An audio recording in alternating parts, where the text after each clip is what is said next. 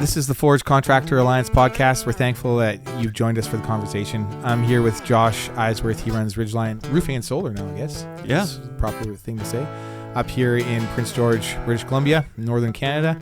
And I'm Kenton Friesen. I run Kenton Friesen Contracting. And man, we just have conversations where we invite you to work through the day-to-day issues that we're having, and the good, the bad, the ugly. We try to be as honest as possible. And today we're talking about what makes your business saleable. So if you're a small company and you're wondering, hey man, is my business saleable or not? And am I focusing on the right things? This is the podcast to listen to. So many, and this is where almost everybody gets it wrong. The business is just them. And then when you take the key person out of that business, there's really nothing left. People I hear often are like, well, I'm just going to sell my business when I get to that point. As if you can just click a button and sell. Because if they're not capable of running the company without that leader, and even if the leader's vendor financing still can't make a sale, you're likely walking into a bad situation. So I have something that I want to run by you and mull over for the next bit here. And you're going to have opinions. And a lot of times we don't give each other a heads up at all about what we want to talk about. And this is one of those occasions. And so your thoughts are going to be raw. What makes a business saleable? What makes it saleable? Yeah. Like, that's a complicated question. I know. But you have to build it intentionally with an exit. So let me frame why I'm asking this question, and then I want you to give me some thoughts, and then we'll mess around with this for a bit. Okay. So I feel like in this day and age, like right now, so we're in 2026, and there's a potential kind of sort of war in Iran. There's a Russia-Ukrainian, for context, if you're listening to this 5 years from now, Russia and Ukraine have been fighting for a long time. There's a ton of uncertainty out in the investment world. That's a weird thing right now where we have like both gold, like commodities, gold and silver moving up, as well as the main stock market moving up, which they usually move in contrast to each other.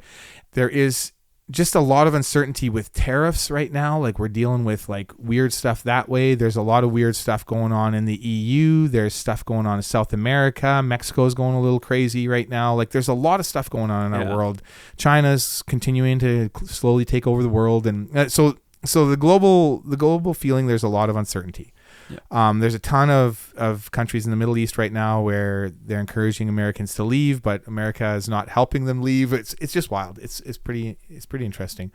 I'm looking to book a vacation to Europe right now because I just feel like it's going to get really cheap. Take my family into the eye of the storm. It'll be a lot of fun. So there's a lot of uncertainties when it comes to business.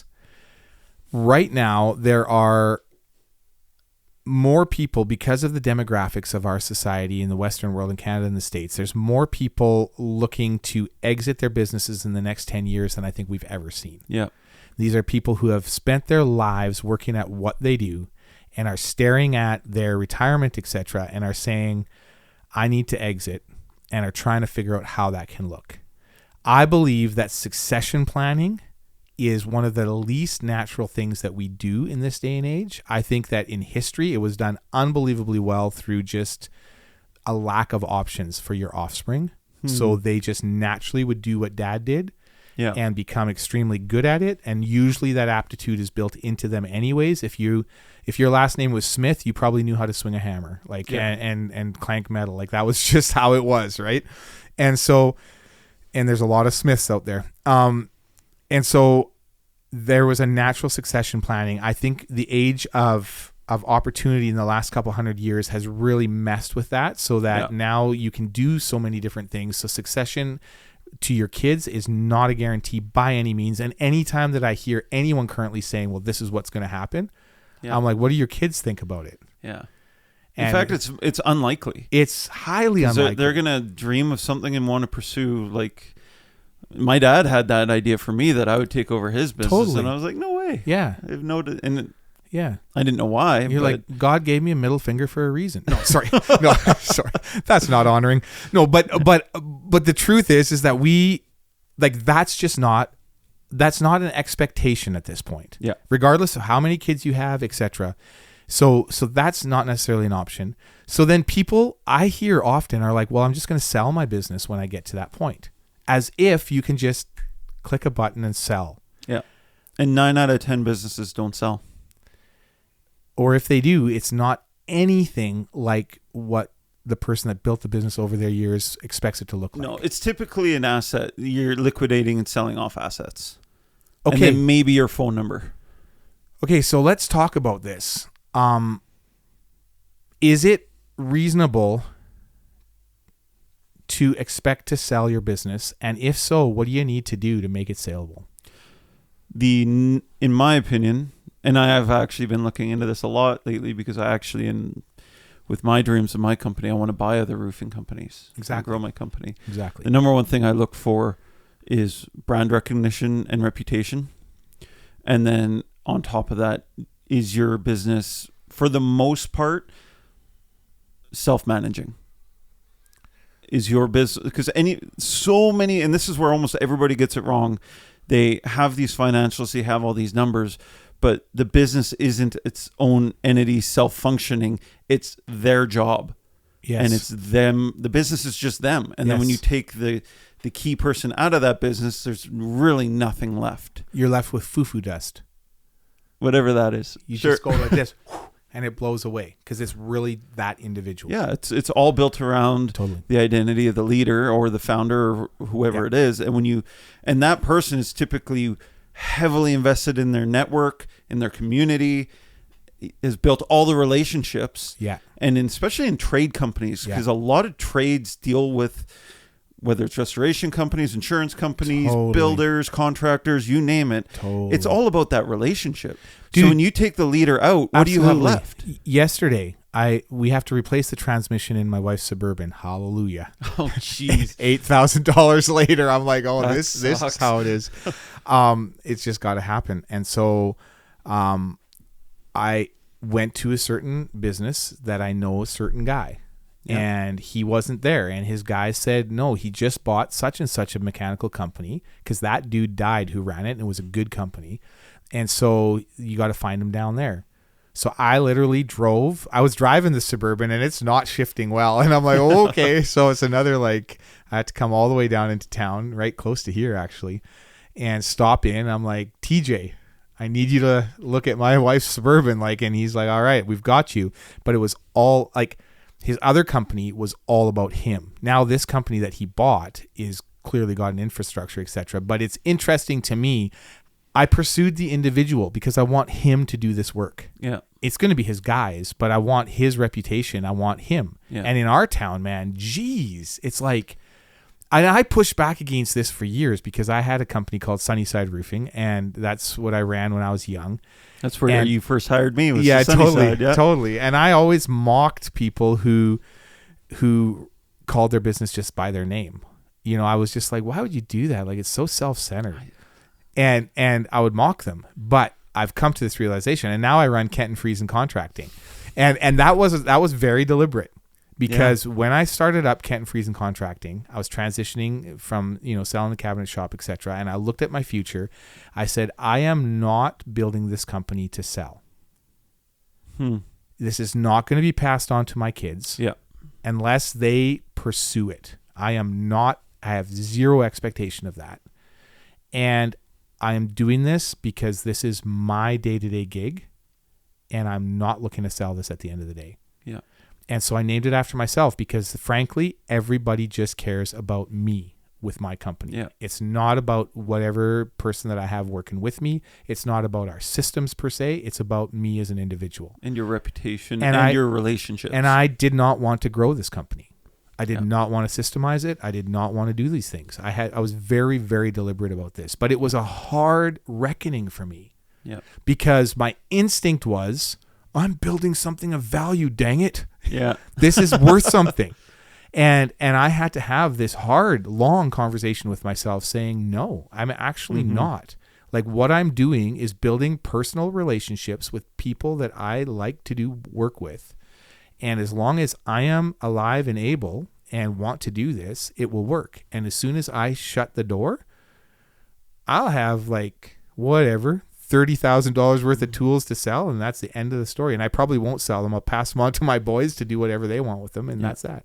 I mean, your and my business is probably the key example of the difference between a saleable company and not.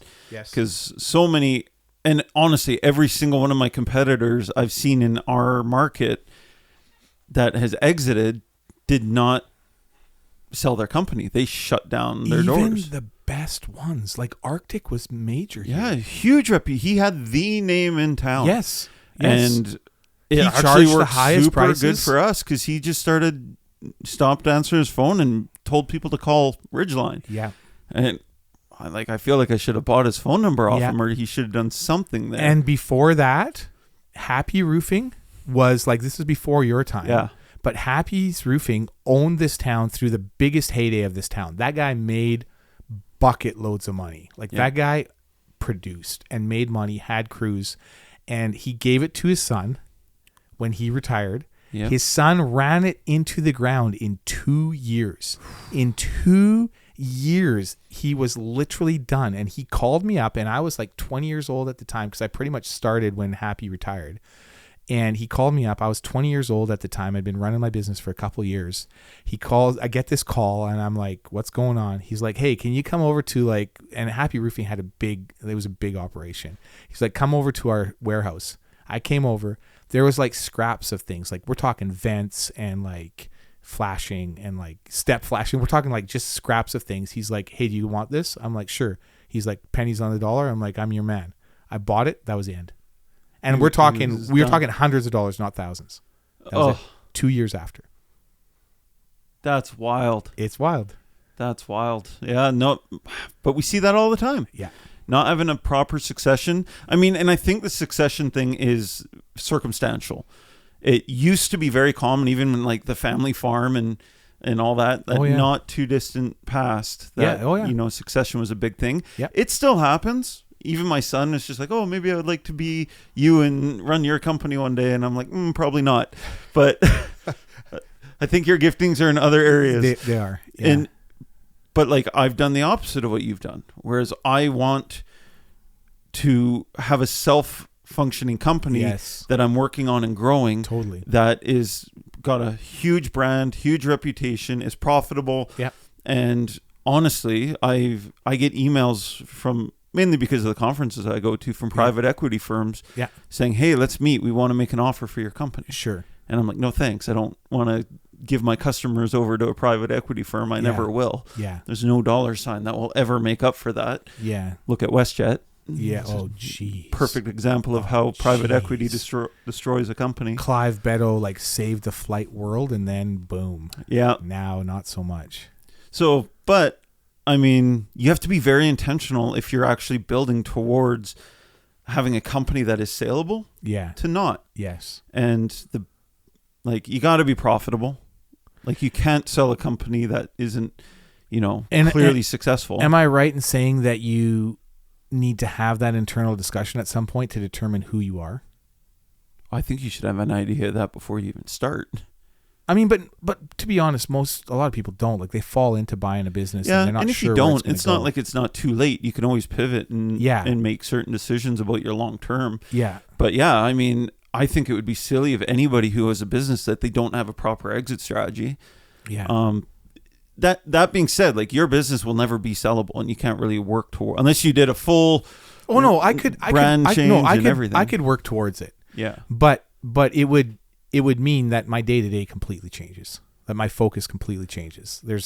Okay, well, let's how would that even look? Because I would argue from my circumstance, because again, I'm looking to acquire companies that want to partner or do joint ventures or whatever. If I were to look at you, I'd be like, if I acquired your company, we could look at the revenue and everything until the end of the day. Sure. If you leave, it's done.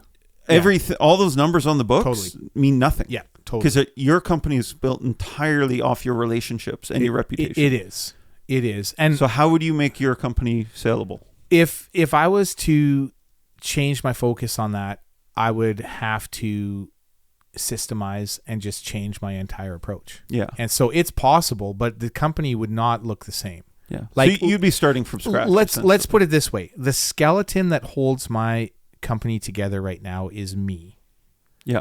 And that cannot be the case for something saleable. Now I think that there are gray areas here. I think that you can buy someone's Rolodex. And I think that there can be value there, but most times I've seen that fail. So I'll give you some examples. Let's just walk through some stuff here.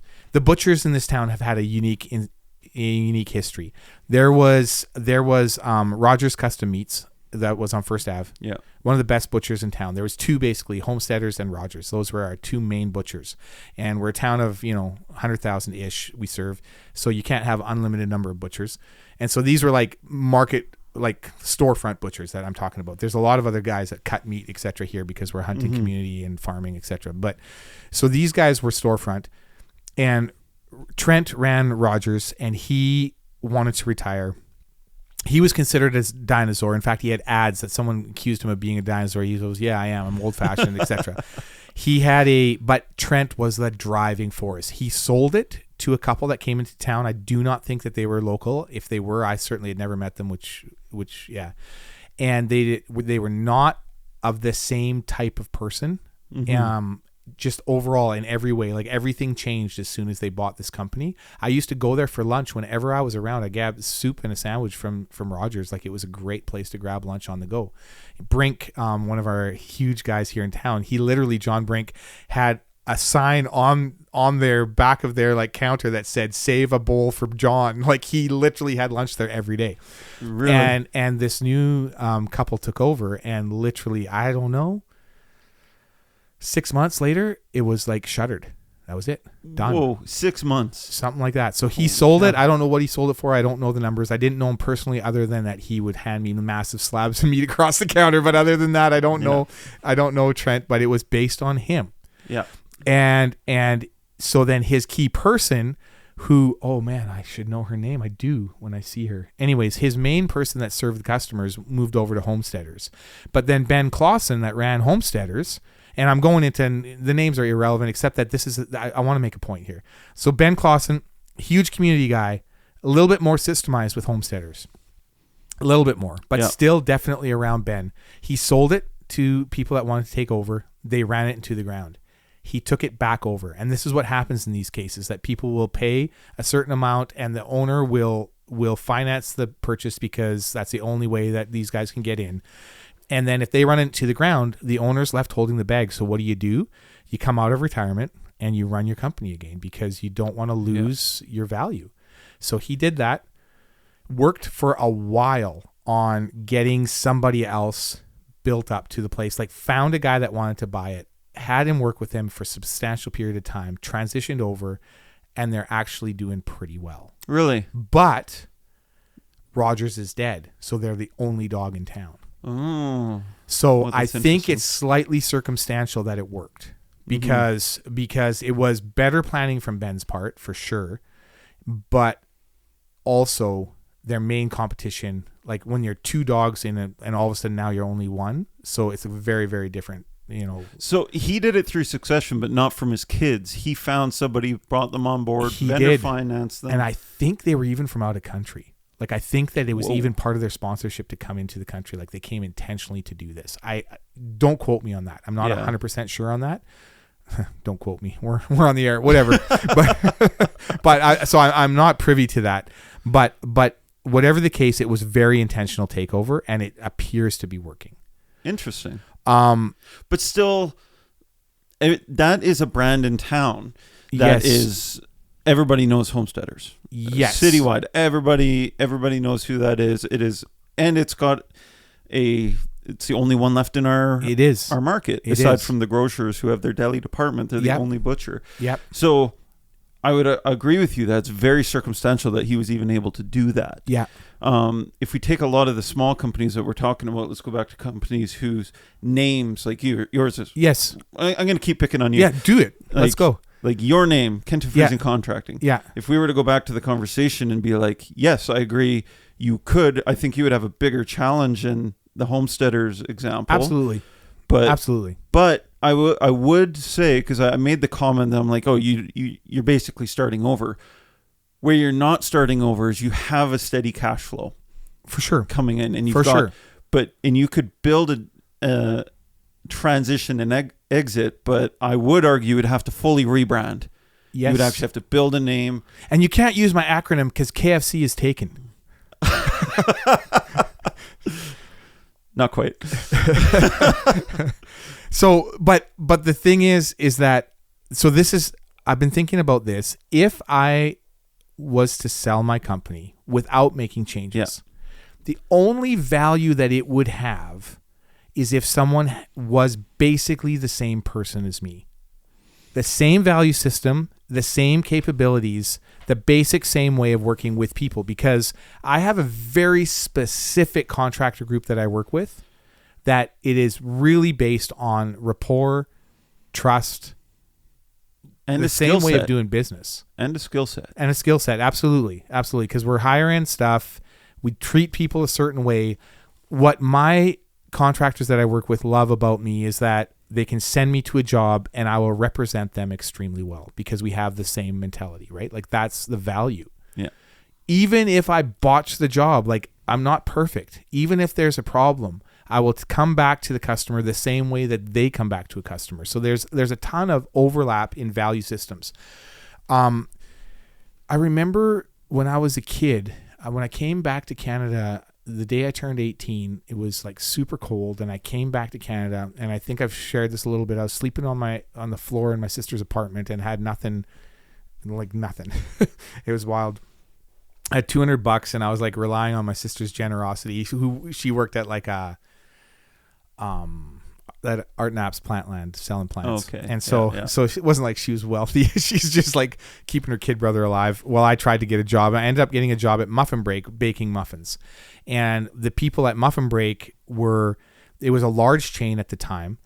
I think there was 40 different franchises around Western Canada, something like that. And this Muffin Break in Prince George was the highest revenue Muffin Break of all of them. Yep. And the guy that ran it had been a logger. He had been a faller, actually. And he was super short. And he said it was a massive advantage as a faller because you cut the stumps shorter naturally. It's true. And he was really, really good. He was one of these guys. He was a guy who was just really smart, really good with people. His wife was really good with people. They hosted the community at their shop extremely well. Like there was running groups that would start and stop there on Saturdays. It was just like a place to go. Yeah. If you're going to have coffee with someone, it was where you went. They sold to people with nothing of the same personality, so in a sale like that, there's usually the actual material of what things are worth as far as the inventory that matters. There's the tools that matter, and there's the goodwill. These are the three components that people are typically looking at for that kind of a sale. And so the tools are pretty self-explanatory. This is how much it would cost to replace. We're doing so many pennies on the dollar, so that's what we're looking at. Inventory, in a muffin shop, it's not a huge deal. Goodwill is the big deal because this is what drives people to your place. So I remember as a kid, I was watching this, and I was just starting my company around when this company went under. These guys bought this company from my friends who did an extremely good job of running it, drove it into the ground within a year and a half, I think. And it was probably a hellish year and a half for them because I think they nosedived as soon as they took over because they did not have the same connection to the community. Yeah. They were not a name that people recognized, and they assumed that buying the goodwill was going to translate. And the goodwill literally does not translate unless you run it the same way as close as possible. Which I don't think is sellable. It can be, but it's rare. Adria Deli, so I'm picking on food places because we go in and out of them. Yeah. Adria Deli, she had her place for sale for years until she figured she found someone who could translate more or less what she does, and then she sold. And it's worked. Are they still going? They're still going. And they're going. They've changed slightly, but they've, for the most part, kept it the same with most of the same staff, and they've kept it going. And I was super skeptical because that's another lunch place that I love to drop in on. Yeah. And I thought it was going to crash and burn. I'm like, shoot, this couple bought it over. They don't look the same. They're not. It's a European deli, and they don't have a European accent. So I'm like a bit concerned about that, but they've made it work. Interesting. But they have not changed much, and they've tried as much as possible to keep the same tone about the business. Yeah. So the culture is a priority. As much as they can. They've really honestly come in with a lot of humility. Yeah. And also, I think that Anna, who sold it, was careful about who she sold it to. Yeah. Well, you'd have to be in that. Well, you don't have to be. Like my buddies It depends. If you're vendor financing it, you do. Well, okay, fair. If you're vendor financing it, you do. If you're not vendor financing it, I mean, you take your cash and run. Like, I don't think, some of these things that I'm talking about were not necessarily owner financed, and I think that they took their money, and that was that, and it is what it is. But I think that if you're vendor financing, you want to set yourself up for success and be very selective. Which, to be real, though, 90% of most of those, like almost all business sales, at least have a element of vendor financing. Absolutely. Even when I've talked to my bank, banks are like, we will lend this much, but banks like to see vendor financing because it forces the seller to stay in the game. Absolutely. Yeah. So it's actually like, if you're looking at selling, just be prepared that you're going to have to keep it. Very likely, unless you get lucky and you got big dollars or private equity or something coming after you. Yeah. Most likely you're going to be doing a vendor. Even the deals I'm doing, the merger I'm looking at now, potential partners in other markets, that vendor financing is a huge component to every single deal I look at. For Unless sure. I wanted to sell the private equity, which I'm not going to do. So I think that what we're saying is that if you are an aging tradesperson, business owner, and you have not intentionally created your company to be saleable, then it's something that you've got to force yourself to look at straight in the eye and recognize. If you're not, just recognize it and figure that out and operate as such. Or if you want to be, make the changes necessary to become saleable. And if you are saleable, then recognize that just because you're saleable doesn't mean you will sell. Yeah. And let's talk about this for a few minutes, because I think that, in my opinion, the best way to sell for the most profit is if you can sell to your right-hand man or to your next in command often. I would say often, yes. It depends on the type of company you have.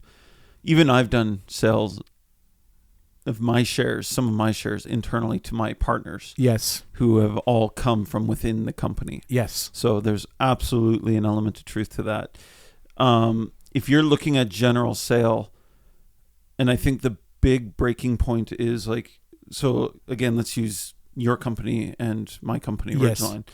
Your company is you. It's even named after your name. Yeah. My company is not me. Yeah. I'm an element of it, Yes. but my company runs without me. Ridgeline, I very often go do a sale and they're like, oh, how long have you worked here? And I'm like, I actually founded the company.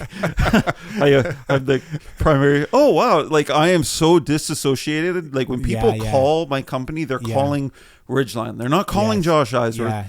They're calling, it is its own brand and identity. And, and therefore it is very saleable because I can walk away from this company right now and someone could fill my role as a leader. And I would actually argue there's way better leaders out there who could probably come buy me out, kick me out, and grow this thing way quicker than I can. Right. Which would take all the fun out of it for me. Fair. So I'm not keen on doing that. No. But it's entirely different.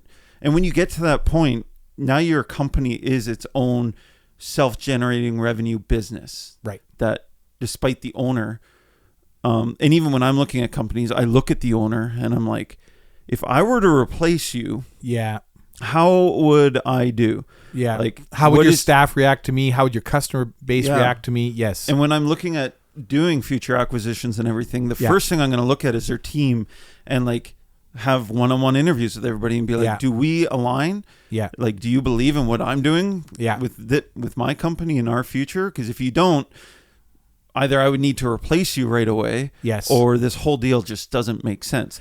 And you've got to argue, and I've seen people take over companies, and what I typically see if they're going to do very well is that they will keep some people and let go of others. And usually the sooner those decisions are made of who's on board and who's not, the quicker that the new owner can align, can establish their vision and make sure that people align with it. And what happens is that a lot of times it's the owner's family and or close friends that are working in that company that have to go. Yeah, and that's through the couple conversations I've had about acquiring other businesses. They're like, we really like you, but we only want to do this deal if you keep these people on. And it's just like, well, no, I'm not committing to that because like you're going to completely handcuff me and actually bringing what I can actually bring a value to this team if I have to keep people on the team who don't align with what I'm trying to do. And the funny thing is, as soon as someone's asking that, you're like, well, do they not merit being in their positions? Like, are they people that I will want to get rid of? And if so, then don't handcuff me because that's ridiculous. Yeah. And then if those people are so important, they need to buy the company themselves. Yeah. And figure that, or you should vendor finance your own people or something. Yeah. And it's typically like that right there is a red flag for because if they're not capable of running the company without that leader, and even if the leader's vendor financing still can't make a sale, you're likely walking into a bad situation, which is super common in trades companies. Sure. Because like you said, they're all friends and family. Yeah. And they're there because not necessarily because they're the best position for the job, but because the founder or owner is looking out for them. Yeah. And I mean, it's not always bad. Like probably the best business partner I ever had was my brother. Like we worked wonderfully together. It wasn't sustainable because essentially he wasn't a business person. And so it was, it wasn't meant to go on forever. But when we did work together, it was awesome. So it's not always a bad thing, but it is that said, to be clear, he was never a business partner. He's a working partner. He didn't want to be a business partner. Yeah. And so I sold a company once and I sold it internally and I financed it myself, and it worked because that company's still running to this day, whatever, 14 years later, 13 years later, which is wonderful. And they're healthy and they're doing well, but it was an internal thing. They were my key. I hired both the man and his, well, actually, no, how did this work? Yeah. I hired him first and then I hired his wife, and she ran the front and he ran the back essentially for me. They knew the company as well as I did. And they lost some customers when I sold because their style of running was a bit different than me. We were compatible and I really enjoyed working with them. But they did lose some customers. However, they kept enough customers and also brought others on, and they shrunk the company. They didn't look to grow it. They shrunk it slightly. Yeah. And so, and in fairness, that company already had like a 40-year history in this town when I sold it to them. Yeah, so it was a heck of a brand. It was a brand. Yeah. It was a solid part of our community. Yeah. And so, so it was saleable and it worked, but it also really made me realize why it was saleable. And even for them, like if they had not bought it, I would have been in rough shape. Yeah. I would have been in really like to sell that on the open market, man. I do not know if it would have worked. And when I offered it to them, they were like, that wasn't actually their intention. They didn't want to own it. But they said, I treated them really well, which I did intentionally. And they're like, you've spoiled us. If we go to work for someone else, we know that we're not going to have the latitude and the freedom to be who we are the same way. Yeah. So they said, basically, because you spoiled us, we just have to do this. And the opportunity was something where they knew if they were going to do this, this was the time because I was financing. Like they didn't even put any money down. They just started monthly payments. So you more or less had successors, and it was just, they were the perfect tandem to take over because you had somebody running your office, you had somebody who was super talented in the field. Absolutely. So that that was a genius move on your part to make sure the and enable quality them to buy. of what we were doing in the field didn't change 1 ounce. Yeah, and people would have had total faith in your installer because he was your main installer became an owner, which is a huge win. Yeah. I'm also thinking back, like the succession component is actually pretty huge, whether through its internal. Yes. Because I look at I grew up in family businesses in the drain and septic industry. Yeah. Heck of a sexy industry. Oh yeah. That I could have had my whole career there. Hey, and you know what? It's a revenue producer. Oh yeah. It's good work. I made some good high school money in inside septic tanks. It's good times.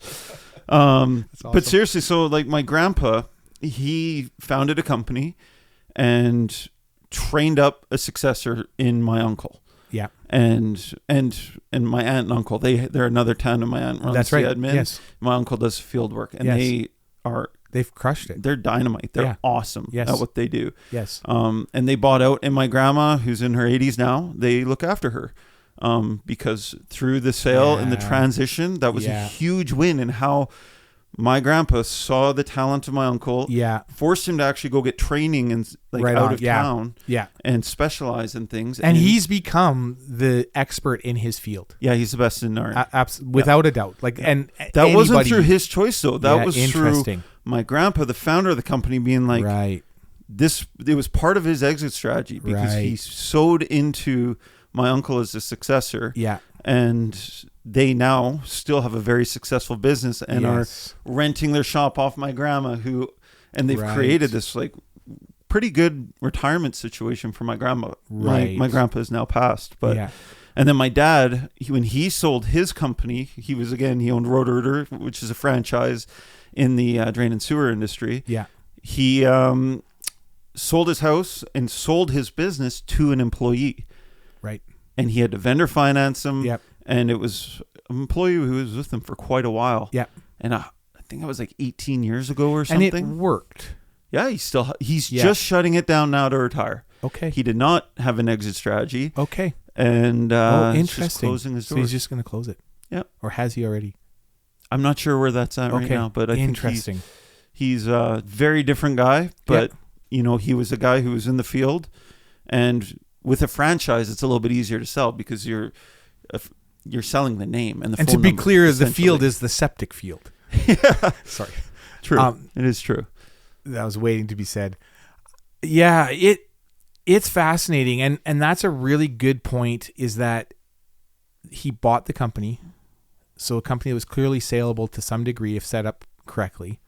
And it easily could not have been as well. But then because he didn't intentionally continue down that road of saleability from day one, essentially, he now is closing the doors. And so he's probably made a good wage. He's probably done fine. And if he's got a decent set of investments, which is something I want to talk about in a future podcast, actually is really on my mind, is what does it look like for small business people to invest and why?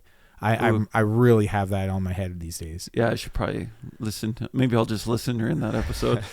It's a follow-up conversation we need to have because if you're not creating a saleable business and you're not investing outside of your business, then good luck when you're older. Yeah. With the guy who owns Roto-Rooter now, I don't know why he's not selling, because again, it's a franchise. And their business model. So actually, this is actually a funny thing to bring up now, because it's like that model is actually pretty saleable just by default. Because it's an emergency 24-hour business that people Google you, look you up in the yellow pages when there's an issue. And it's not necessarily about reputation. It's like, if you're available and you're doing this. It's more about the brand. Because it's just like, that is a... it's for sure Canada-wide. I think it's a U.S. company too. And it's got a little jingle that everybody knows that you can call in, and 24-hour service. So it's more of an emergent, like, I'm having this issue. Who do I call? And you look it up and you recognize the name. So that should be saleable technically. So I'm not maybe sure it's just why a lack of creativity. It would be that, actually. I know the guy who's selling it. Great guy. He was actually my baseball coach. Well, and the flip side of this is, what I've seen guys build companies that they intend to run for their life, and then multinationals will come in and literally scoop them up. And this is something that I've seen in renovation business in particular in this town, also electrical.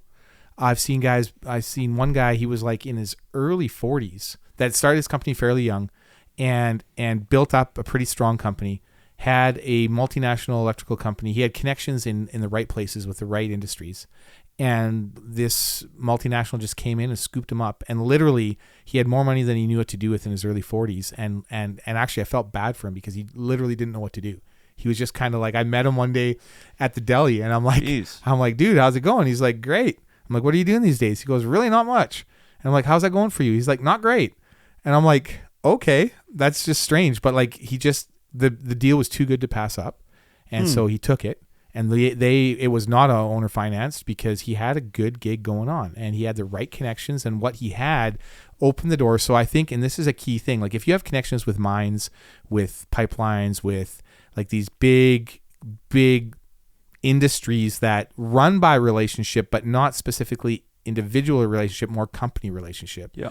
These are key things that if you're coming in from the outside and you're looking to break into a market, man, this is what you want. Yeah. And so they literally just saw this guy, targeted him. He did not have it for sale. Like they headhunted him and just bought out his company. I have another buddy who was more intentional about selling, but same idea. Sold for 5 times his revenue, which is like holy cow, almost unheard of, but they wanted him that bad.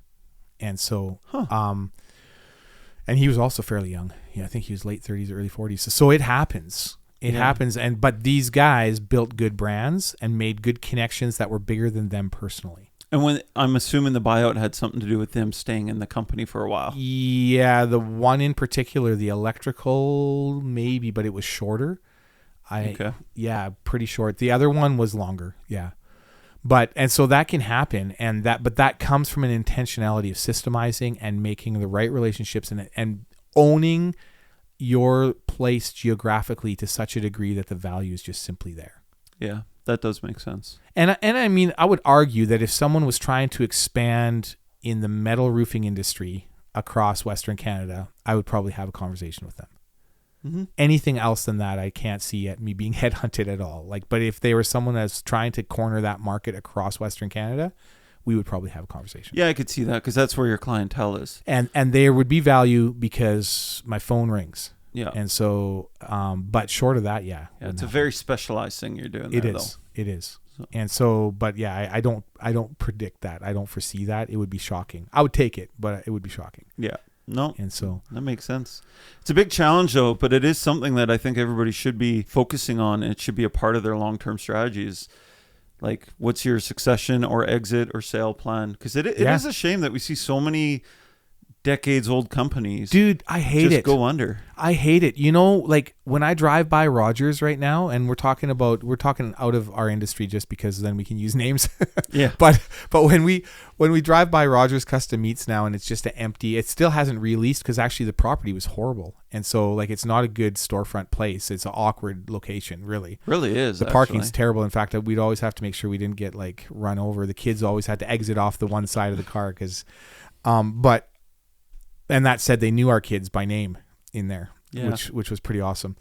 Now we buy our beef by the cow, by the $3,000 to $6,000 loads, so it's a different story. We don't go to the butcher anymore. But that's what happens when you have 4 kids and most of them are teenagers. But we got big freezers. But yeah, when you drive by that, I still, it hurts me. Mm-hmm. Like it hurts me inside. It's like this was someone's life work. They did it extremely well. They were a massive part of our community, and now they're just shuttered and gone.